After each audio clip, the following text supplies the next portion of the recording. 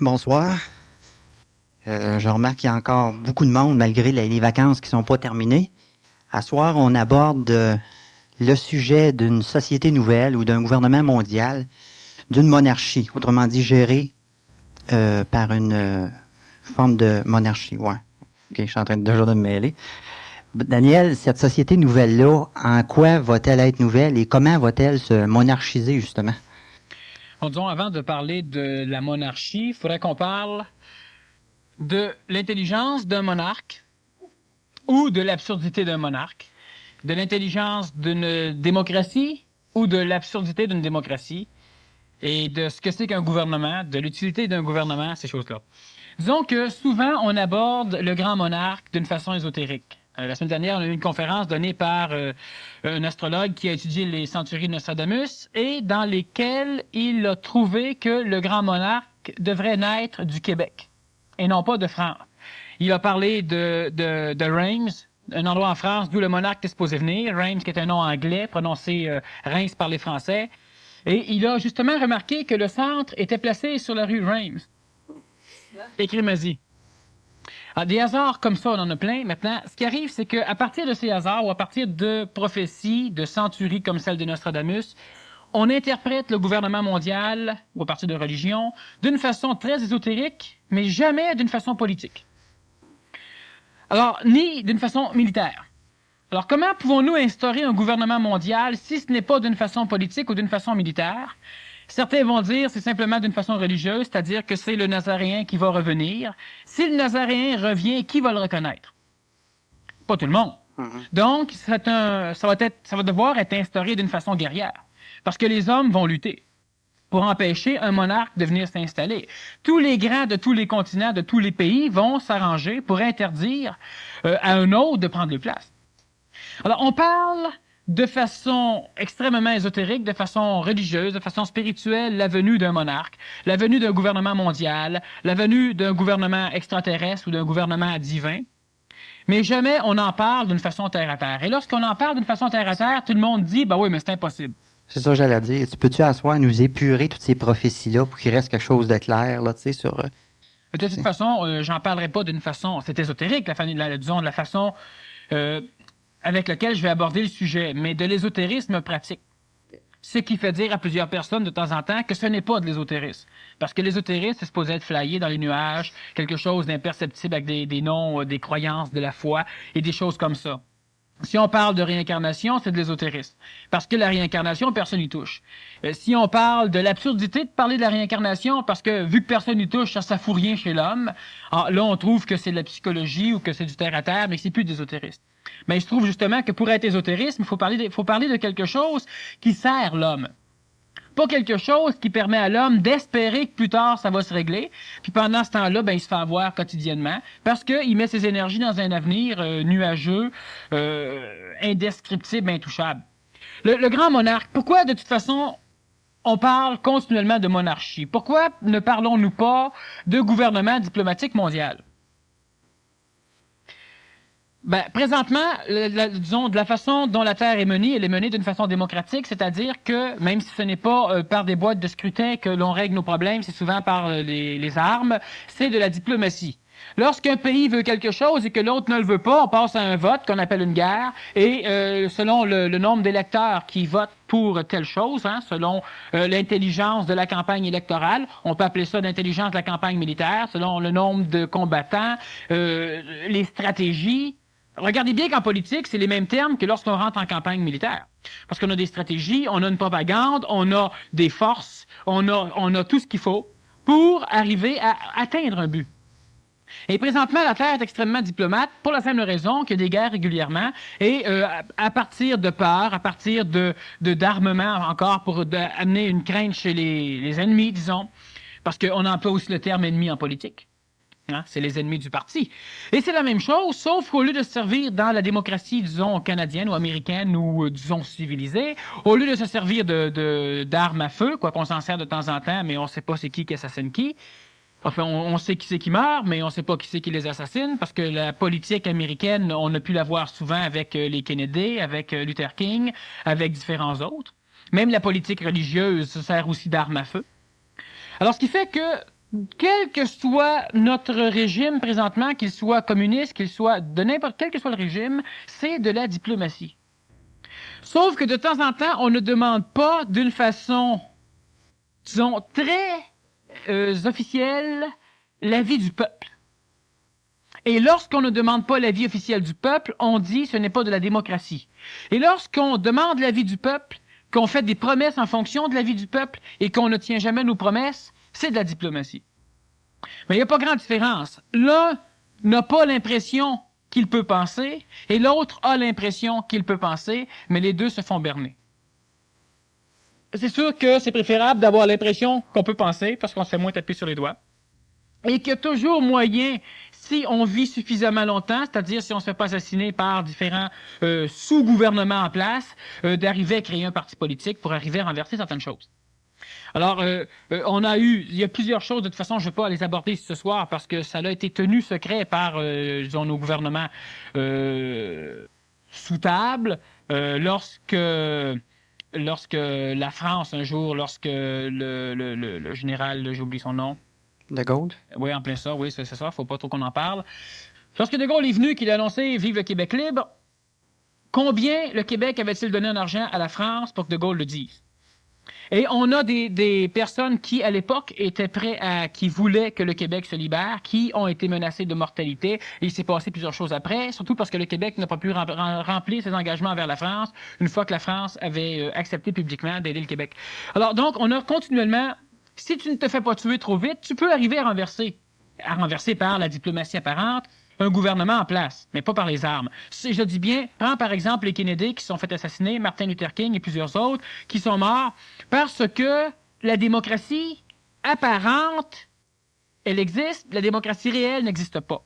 Et lorsque tu commences à jouer un peu trop dans les services secrets, c'est-à-dire que lorsque tu commences à dire si vous me votez, je vais libérer le Nicaragua des forces militaires de notre propre pays, c'est-à-dire que je vais retirer nos forces.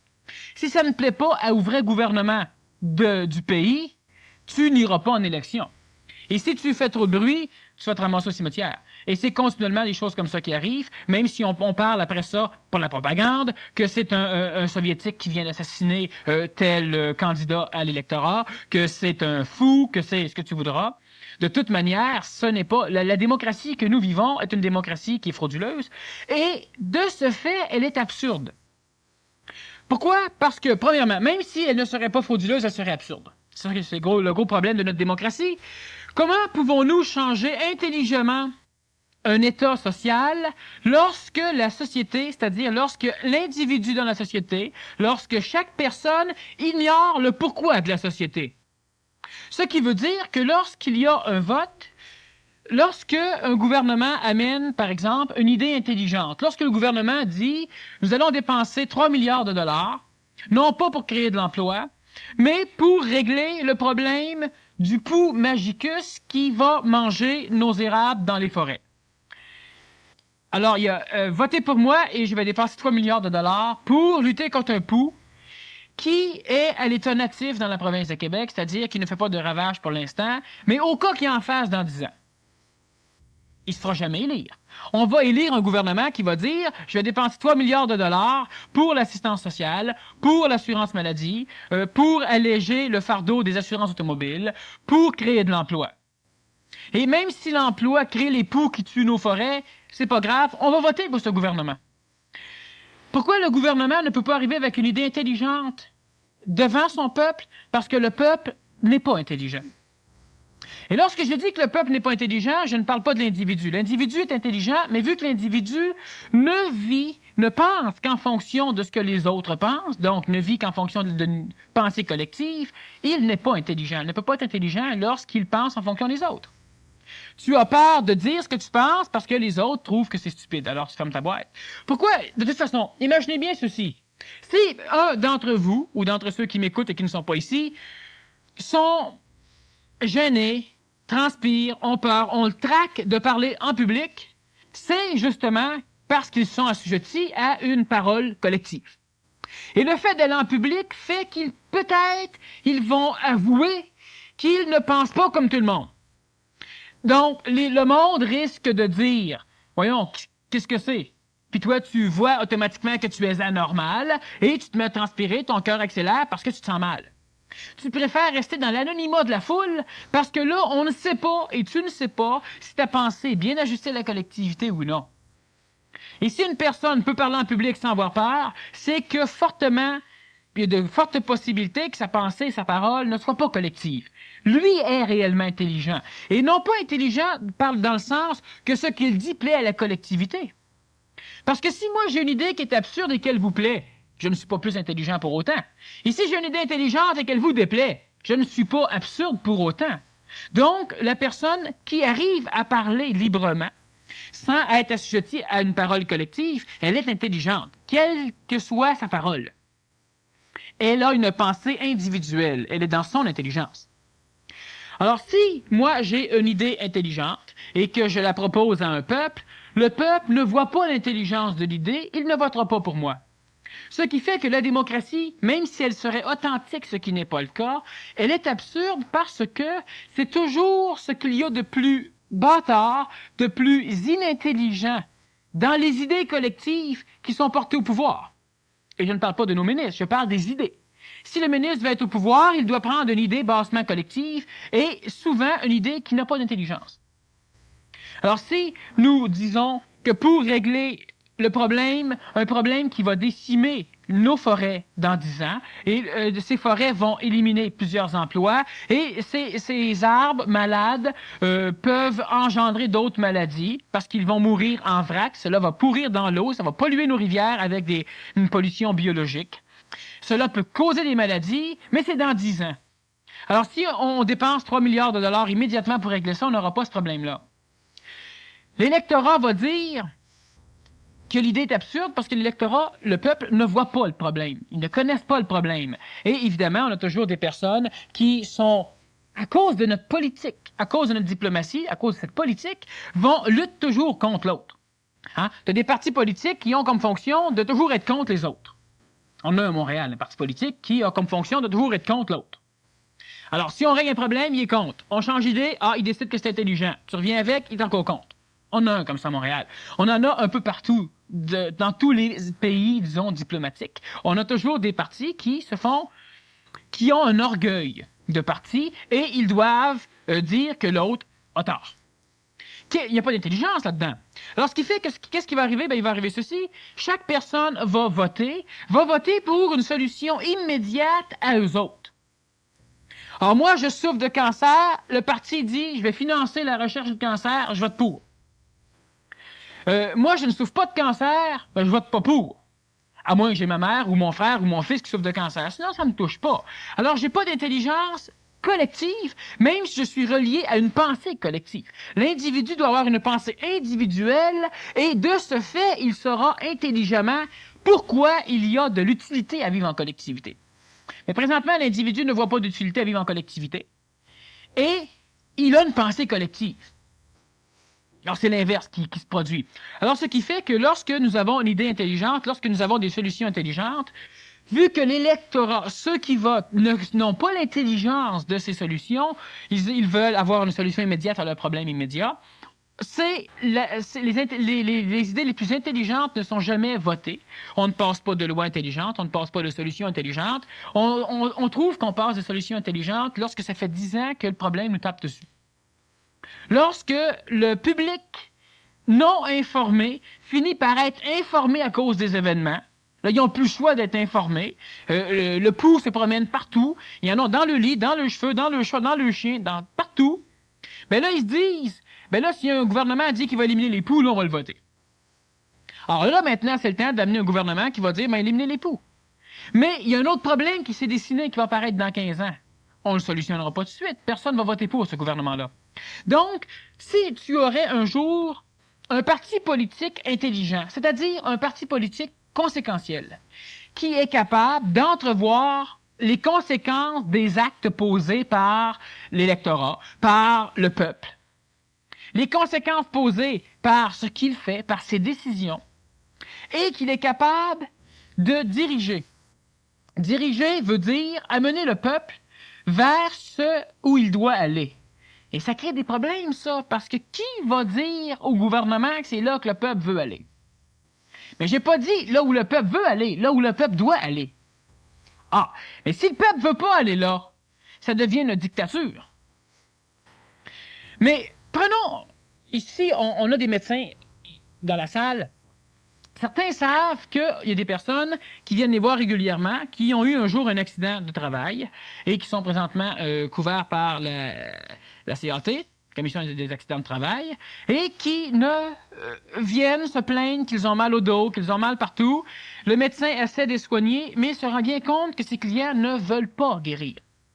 Parce qu'ils ont découvert, ils ont goûté à la luxure d'un chômage très payant. Tu ne fais rien, mais tu es bien payé. Qu'ils ne veulent pas psychologiquement. Mais si on leur demande, voulez-vous travailler, ils vont me répondre oui. Voulez-vous faire les efforts? Oui. Mais c'est comme d'ailleurs le monde dans l'évolution. Voulez-vous? Oui. Faites-le. Ah ben là, c'est autre chose. Alors, ce qui fait que, qu'est-ce qui est intelligent? Avoir des personnes qui veulent être en santé ou avoir des personnes en santé? Avoir des personnes en santé. Mais le peuple ne veut pas être en santé. Le peuple veut vouloir être en santé, mais ça s'arrête là. On ne fait pas la démarche comme il faut. Très, très, très bien faite jusqu'au bout. On fait un petit peu de démarche pour se prouver de temps en temps qu'on veut, mais qu'on peut pas. Ça marche pas. J'ai voulu maigrir, j'ai essayé 4 fois, puis j'ai pas réussi. T'as-tu essayé d'un début à l'autre, puis quand ça marchait pas, tu recommençais tout de suite avec un autre régime, puis tu fouillais. T'as-tu tout fait? Ben, j'ai pas pu. Ou si t'aurais été à ma place, il y a plein de raisons. Mais c'est la même chose. Alors, si on veut obliger, par exemple, un peuple qui veut être malade, pas grand monde, qui consciemment veut être malade. Alors, si immédiatement on dit que tout ce qui rend l'homme malade, on l'interdit. Et si j'explique ce qui rend l'homme malade et qu'on l'interdirait, on rentrerait en guerre civile.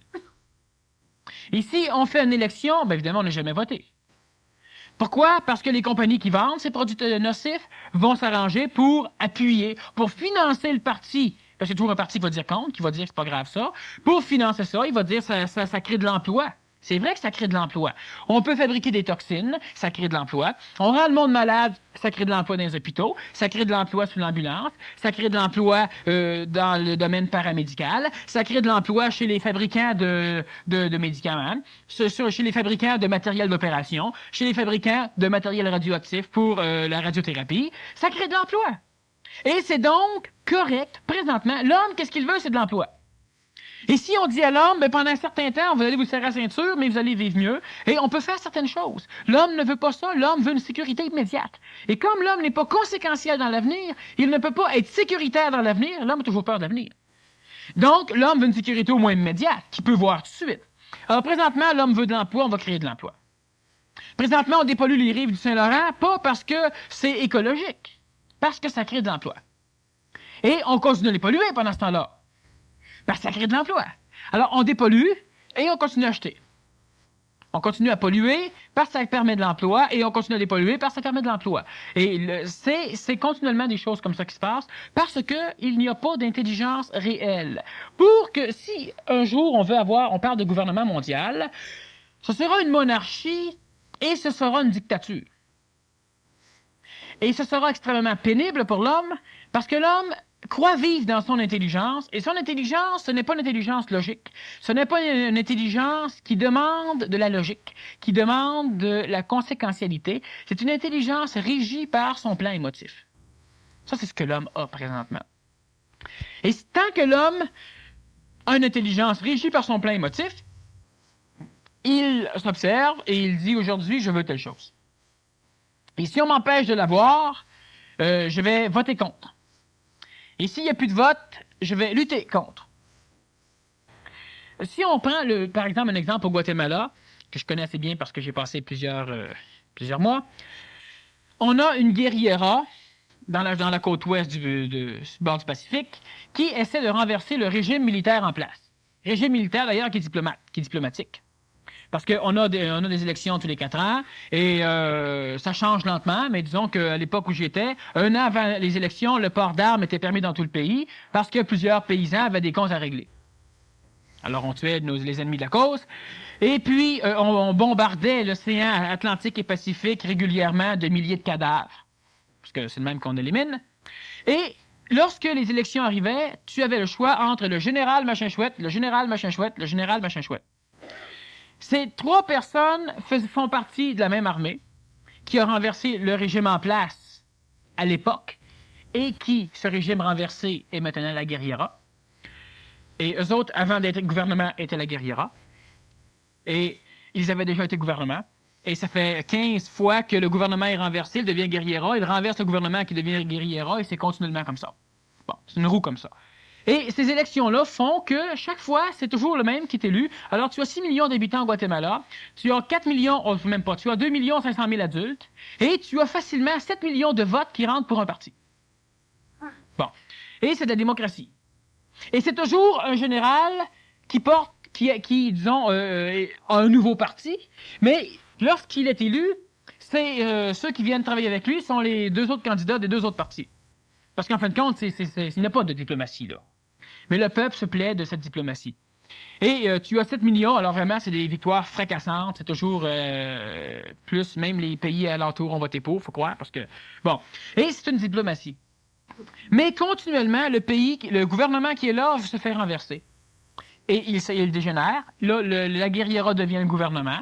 Et ça continue. C'est un peu ce qui se passe ici où on a, mais c'est pas militaire, où on a les libéraux qui s'en vont, les conservateurs qui s'en vont. On a continuellement un changement, un va-et-vient. De temps en temps, un nouveau parti qui vient s'imbriquer.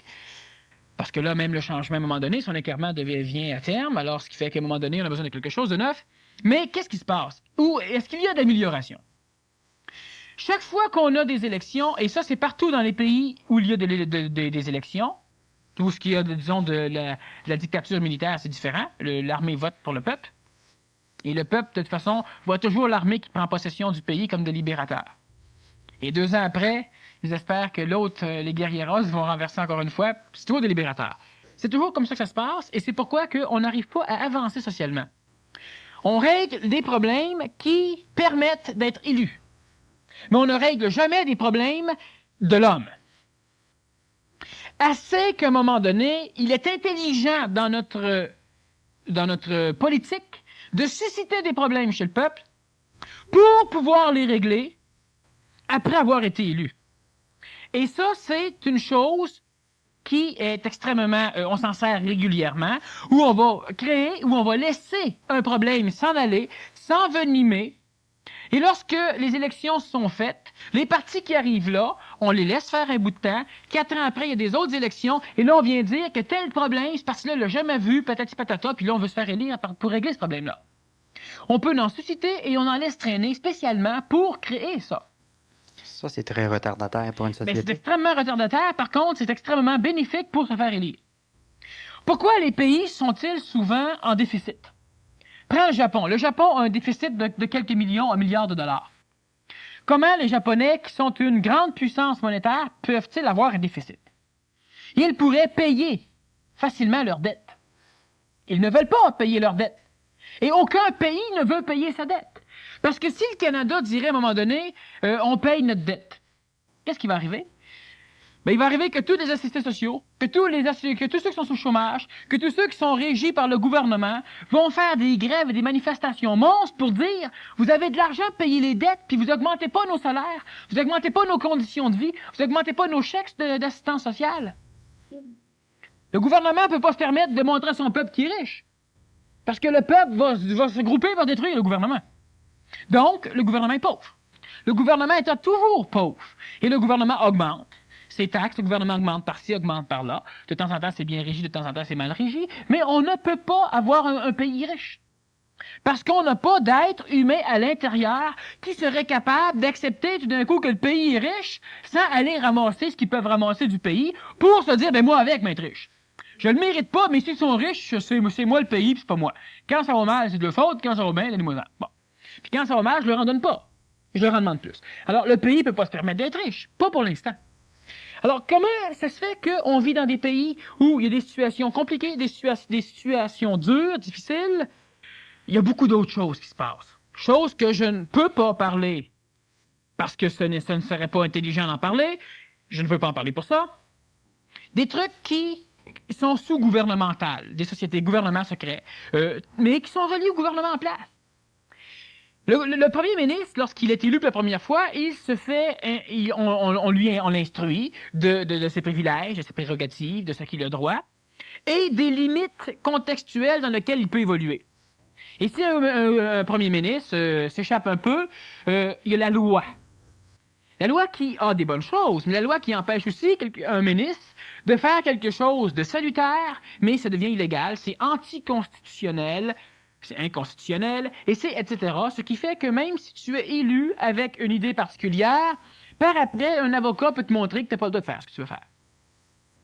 Tu n'as pas le droit de rendre le peuple en santé parce que tu n'as pas le droit de faire telle chose. Tu dois faire un référendum et le peuple va te dire qu'ils veulent être en santé, mais ils ne veulent pas payer le prix.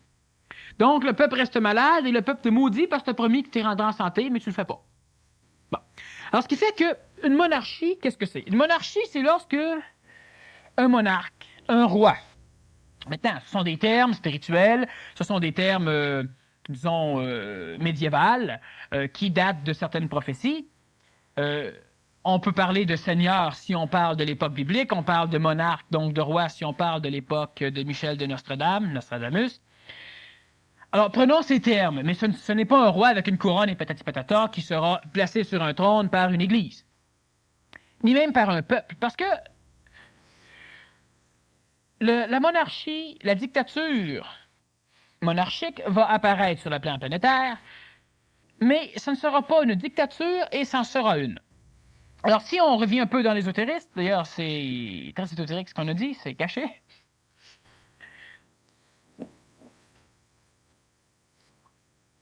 Lorsque un gouvernement a une solution intelligente à un problème qui est présentement apparent ou qui a une tendance à naître, parce que sachez bien qu'un problème qui n'est pas encore au monde est très facile et très peu coûteux à régler.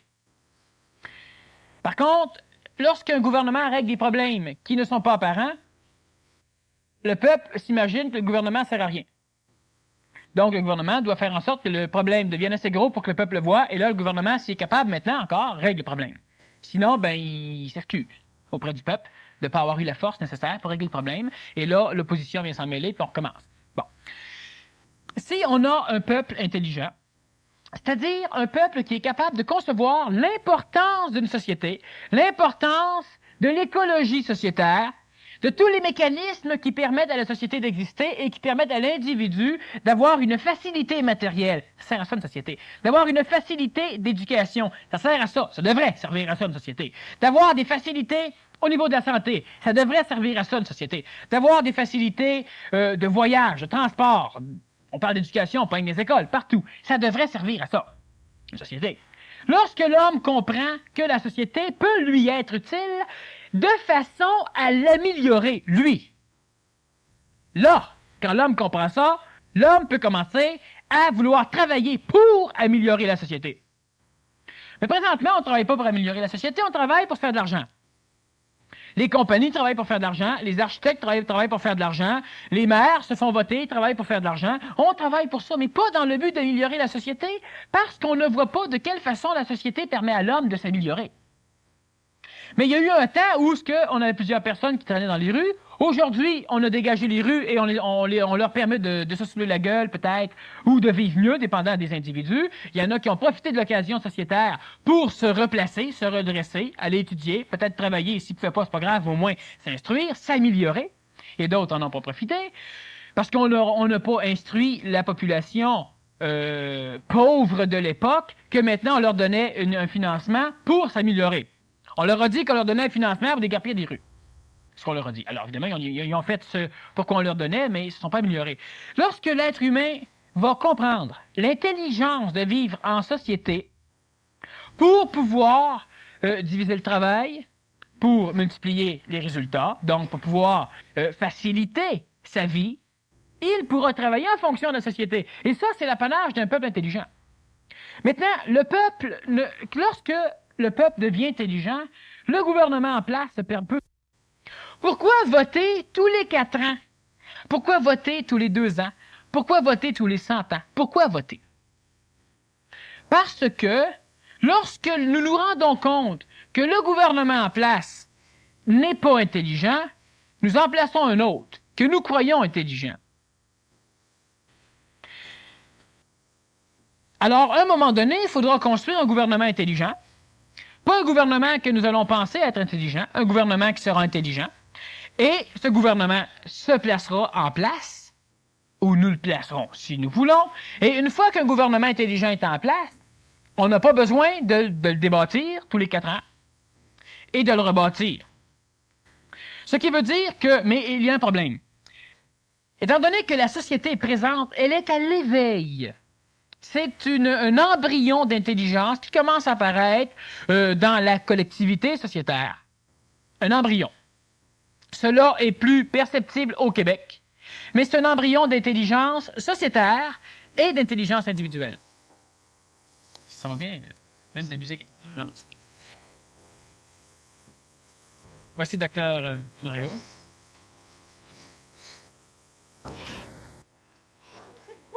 Donc, lorsque nous allons avoir, je vais prendre l'occasion, oui, je profite souvent des occasions, je suis un profiteur qu'on dit, mais c'est pas grave, très bon.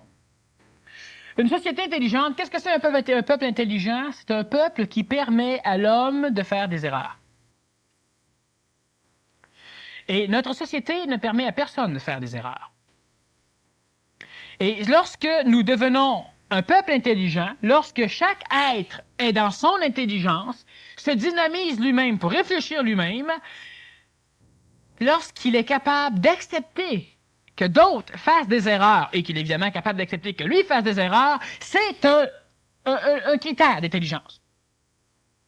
Parce qu'il est normal de faire des erreurs, parce que l'homme ne sait pas tout, l'homme expérimente. Et lorsque l'homme s'interdit l'erreur, l'homme s'interdit l'expérimentation. C'est évident. Je peux pas le faire, parce que si je manque mon coup, mais manque-le ton coup. Puis profite de l'occasion pour apprendre pourquoi tu as manqué ton coup, puis instruis les autres, puis après ça, on continue.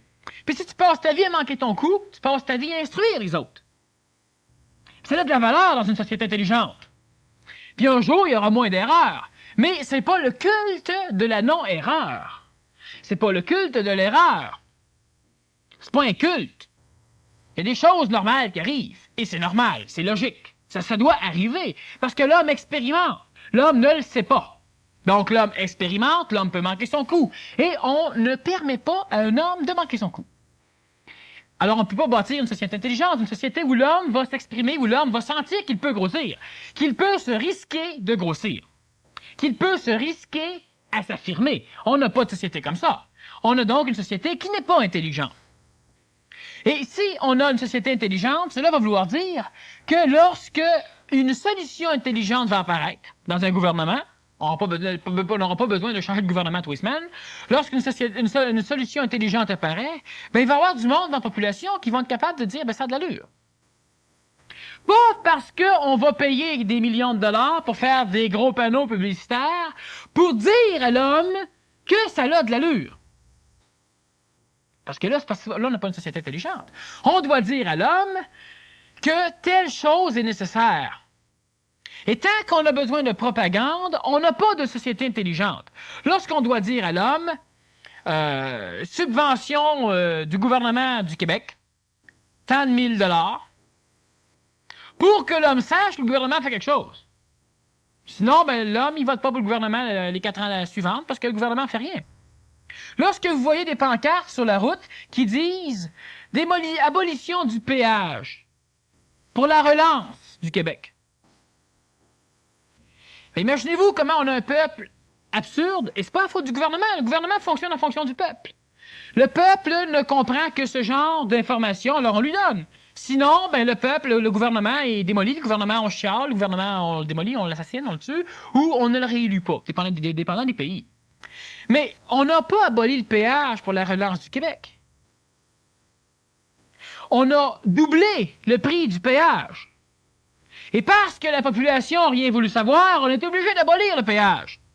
Et là, on met des panneaux disant à la population que c'est le gouvernement qui a décidé d'abolir les péages. Et le peuple accepte. Et je ne parle pas du gouvernement du Parti québécois, entre autres. C'est la même chose pour tous les gouvernements, pour tous les paliers de gouvernement, pour tous les ministères, quel que soit le gouvernement. Le Parti québécois, présentement, disons que c'est lui qui règne sur le Québec lors de l'abolition des péages, il se sert des mécanismes que le Parti libéral s'est déjà servi, que les partis conservateurs sont servis. Ils se servent de la propagande. Et la propagande, ben, c'est nécessaire. C'est totalement nécessaire.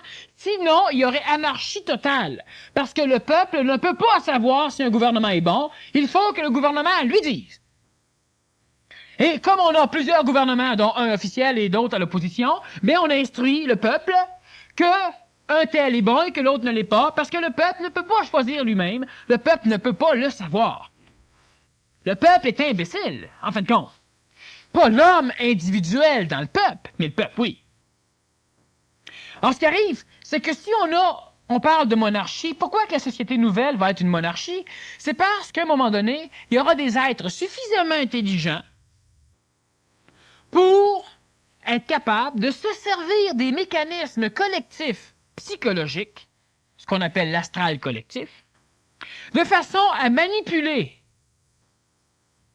à l'insu du peuple, ce peuple, et ce peuple sera toujours d'accord avec ce gouvernement, même si le peuple ne comprendra jamais rien du gouvernement. Et ça, c'est une monarchie qui, à un moment donné, va être instaurée, après différents conflits, après différents bouleversements, qui vont permettre au peuple de rechercher, et c'est déjà commencé, la venue salvatrice d'un gouvernement mondial. Il serait intelligent d'avoir un gouvernement mondial. L'homme n'en veut pas. Les individus en veulent, mais pas l'individu collectif. Le Canada n'en veut pas. Le Québec n'en veut pas. Le Canadien, peut-être. Le Québécois, peut-être. Le Russe, peut-être. La Russie n'en veut pas. La France n'en veut pas. Le Français, peut-être, mais pas la France. Et c'est ça le maudit problème. Intelligence collective. Donc, l'individu, personne n'en veut. Pendant les guerres, la majorité des soldats ne veulent pas se battre. Mais le pays veut se battre. Les familles, personne ne veut se battre, mais le pays veut se battre, donc tout le monde se bat. Alors donc, vu que tout le monde veut un gouvernement, mais que les pays, ce qui présentement dirige, domine, l'homme collectif, veut garder son autarchie, ne veut pas avoir de gouvernement extérieur pour venir le diriger. Le Canada n'en veut pas. L'ego, l'astral canadien n'en veut pas. L'orgueil du Québec non plus. L'ego du Québec, l'astral du Québec. Alors, automatiquement, on est obligé, pour que cet état de choses qui est intelligent, avouez que c'est intelligent d'avoir un gouvernement mondial, parce que quand on a un gouvernement dans un pays, il n'y a pas de guerre dans le pays. Si on a un gouvernement mondial, il n'y a plus de guerre sur la planète. Le gouvernement mondial va être régi par l'intelligence, pas par la psychologie. Un peuple qui n'est pas capable de se démerder lui-même, ben on prend pas la moitié des richesses d'un peuple qui se démerde pour le donner. Parce que là, on va brûler en 10 ans, en 20 ans, en 100 ans, la moitié de la richesse d'un pays riche. Par contre, on va les instruire. De quelle façon? Ben, en leur en parlant. Ils comprennent pas. Ben, coup pied le cul. On comprend. On n'a pas le choix. Un pays qui ne veut pas cultiver, un peuple qui n'est pas capable de se lever, qui n'est pas capable d'aller à l'école, qui n'est pas capable d'apprendre. C'est long. On prend le temps. On comprend leur état psychologique, leur état génétique, leur état ancestral. Faut comprendre. Ça, c'est l'apanage de l'intelligence. Mais ce peuple doit s'en sortir. Parce que tant qu'il ne s'en sort pas, il crée des conflits au reste de la planète. Continuellement. Soit qu'à un moment donné, il vire un peuple guerrier, puis attaque une frontière. Alors, on doit se défendre contre lui. Ou, etc., etc.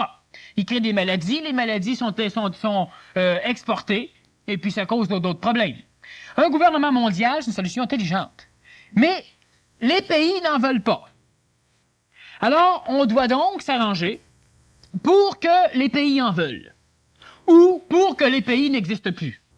Pour qu'enfin, l'individu dans le pays finissent par se dire « Je suis citoyen de la planète Terre, je suis pas Canadien. » Et qu'ils puissent commencer à s'imaginer que ce serait bien le fun d'être coordonné autrement. Pour que le peuple finisse par comprendre l'intelligence d'un gouvernement mondial, on fait comme on fait dans les pays démocratiques. On crée des problèmes, on laisse les problèmes grossir jusqu'à temps que le peuple vote pour le parti qui va régler le problème. Mais à un moment donné, le peuple planétaire va voter pour un gouvernement mondial parce qu'il y aura des conflits mondiaux ou mondiaux. parlais d'embryon d'intelligence. Mettons qu'on prendrait les chefs politiques en général, qui ont quand même une certaine intelligence et puis qui peuvent pas être dans la totalité de leur intégralité, mais qui sont obligés, comme tu disais, de prendre les opinions les plus basses de la société. Il pourrait pas y avoir, comme dans les anciens rois, qui avaient des conseillers, en fait, il pourrait pas y avoir des conseillers, je dirais presque ésotériques, qui seraient dans l'ombre et puis qui dirigeraient à ce moment-là les chefs en place, qui seraient la façade pour les gens qui voient pas. Vois-tu, présentement, on a déjà des conseillers qui conseillent avec une main de fer. Les gouvernements en place. Plus tard, vois-tu, déjà là, on ne pourrait pas parce que si on aurait un gouvernement mondial ésotérique, caché, qui, par le biais de ministres placés, de présidents, de dictateurs, enfin, tout ce qui existe déjà, on le laisse comme que c'est, mais on remplace tous ces dirigeants de tous ces pays-là par des dirigeants venus d'un ordre particulier. Et ça, c'est un des plans, du sionisme, pas tout à fait juif, mais en l'occurrence du priori de Sion, qui est une force agarthienne, donc reliée à l'Agartha, de remplacer tous les dirigeants mondiaux à l'insu des peuples pour placer du monde qui vont s'entendre entre eux pour instaurer ce gouvernement mondial. Mais il y a un fichu problème à ça. D'ailleurs, le priori de Sion a tenté, disons,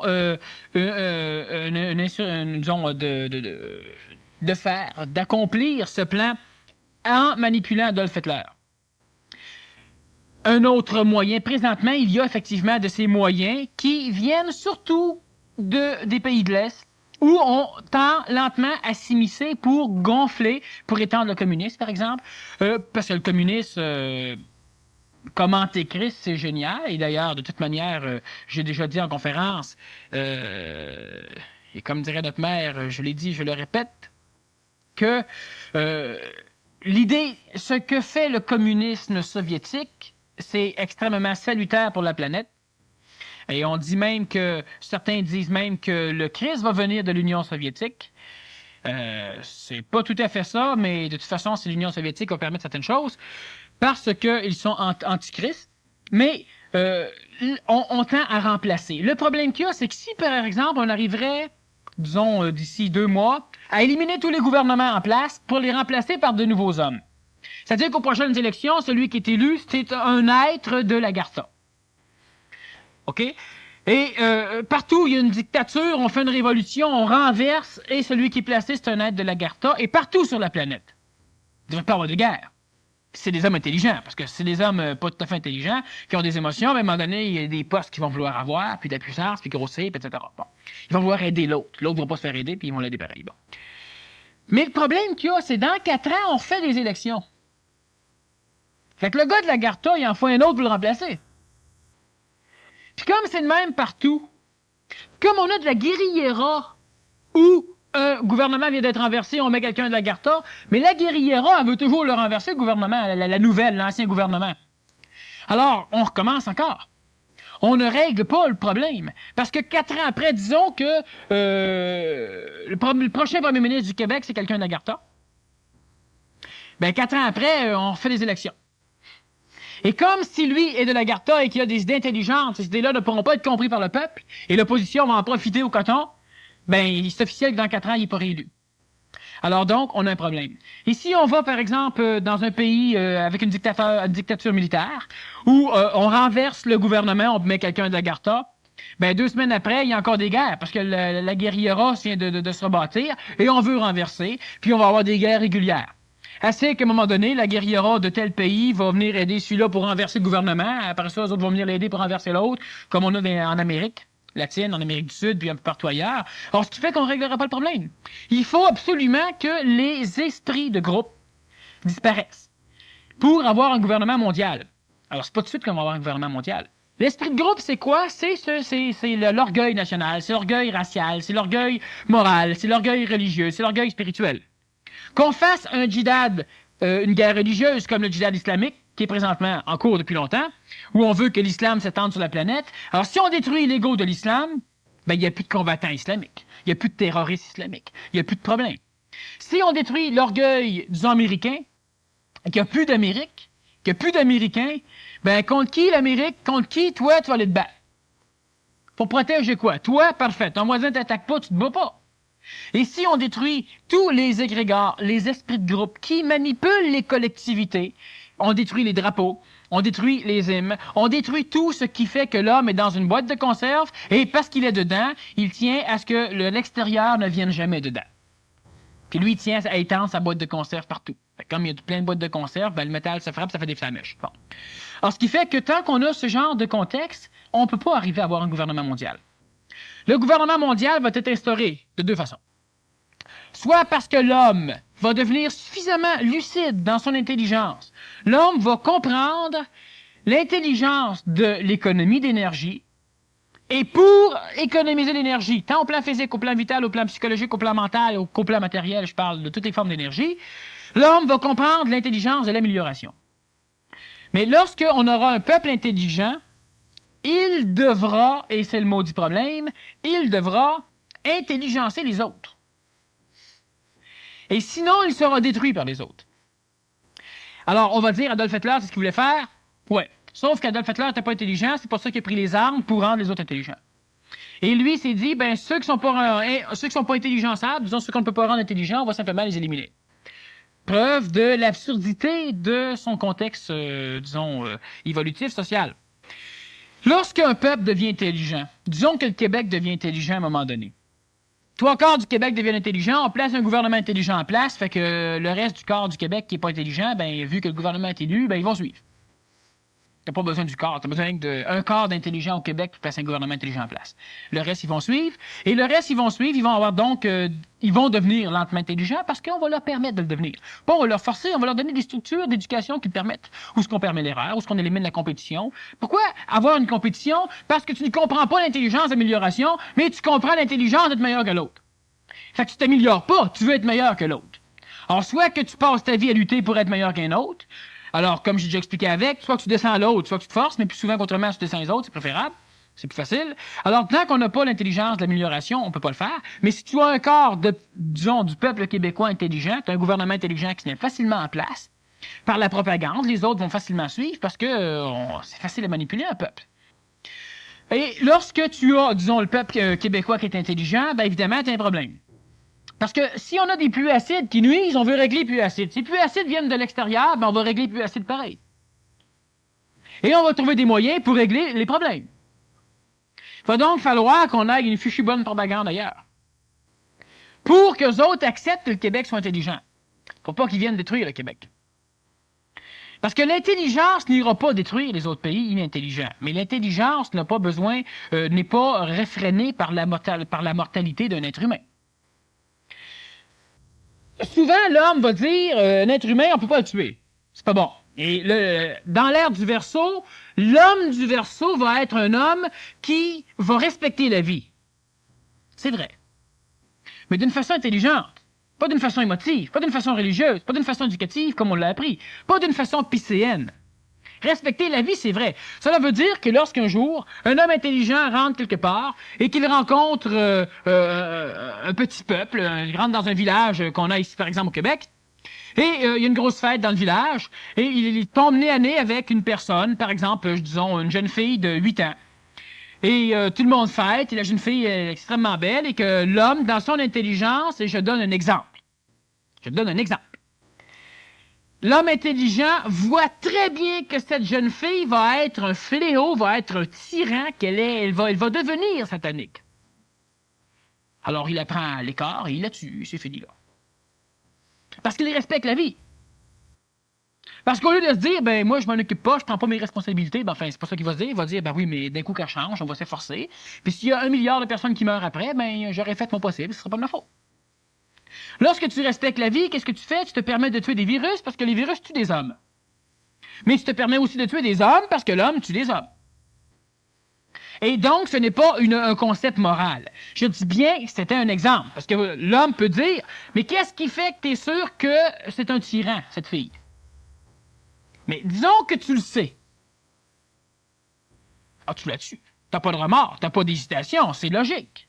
Et ça, c'est une chose qui n'est pas comprise par l'homme piscéen, qui n'est pas comprise par l'homme psychologique, parce que l'homme psychologique se relie toujours à la collectivité, et quand tu tues quelqu'un, c'est un peu lui que tu tues.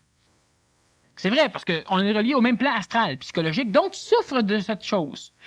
Et ce qui fait que tu te transposes toujours un peu. Mais lorsque tu es dans ta propre énergie, que tu vois un fléau quelque part, tu aimes les chiens, mais un chien qui mange le monde, un chien qui saute d'en face des enfants, ben tu le tues. Est-ce que tu es un tyran? Est-ce que tu es un satanique pour autant?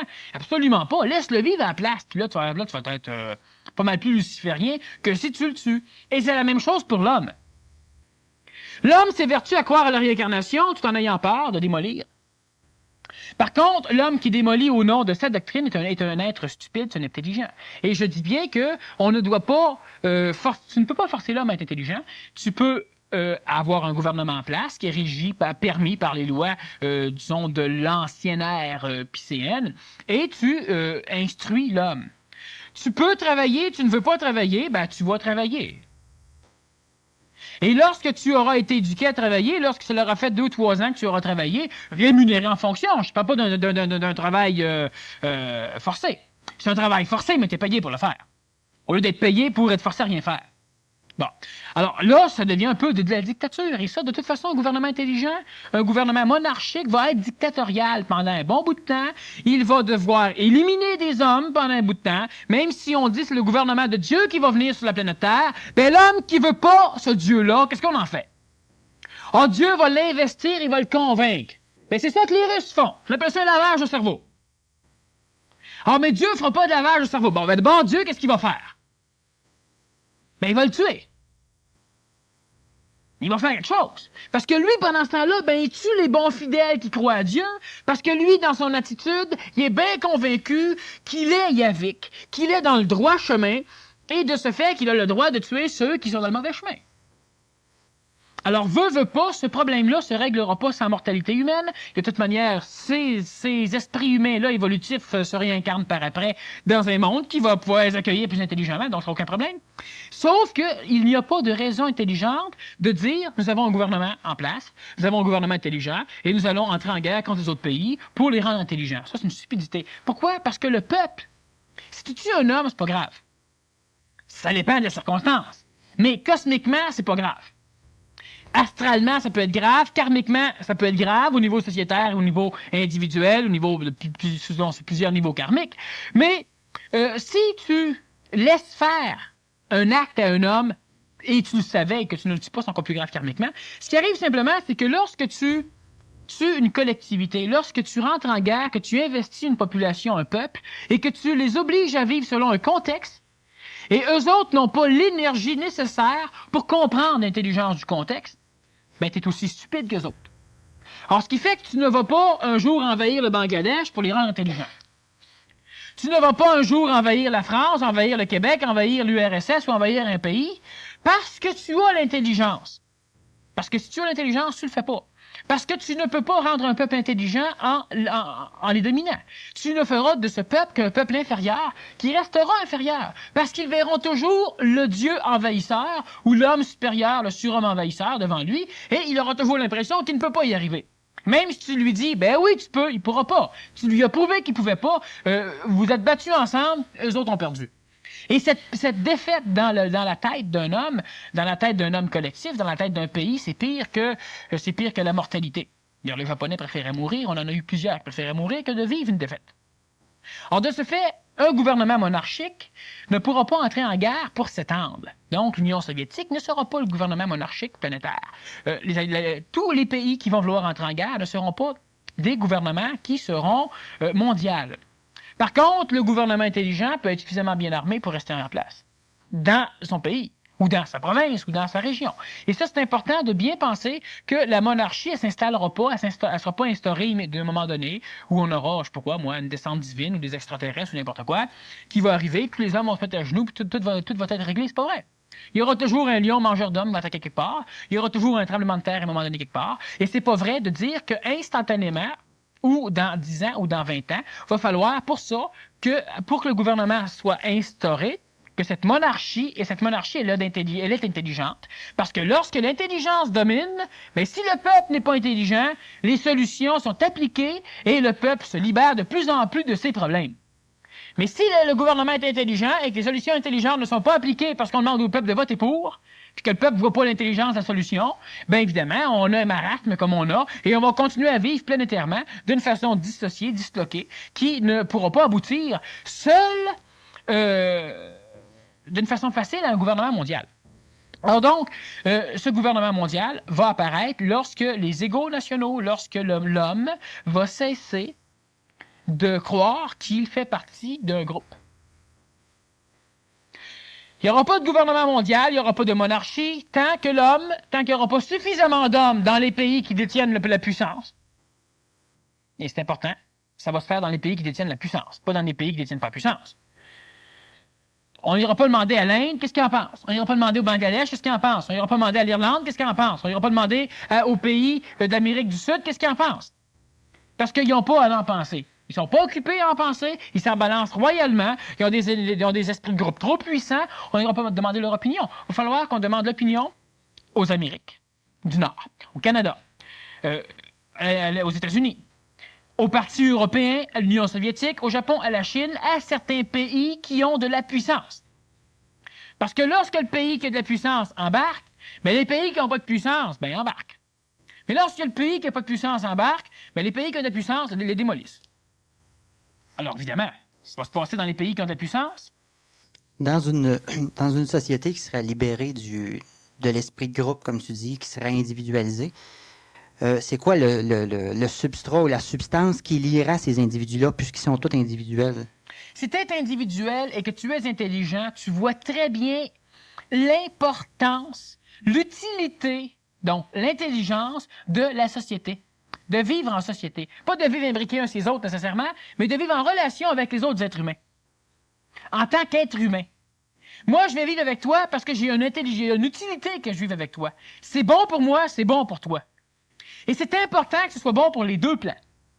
D'ailleurs, la semaine prochaine, la conférence, je crois, c'est les échanges d'énergie. C'est juste là-dessus qu'on va parler. De qu'est-ce qui pourrait motiver un être humain à vivre avec d'autres sans psychologiquement être assujetti aux autres.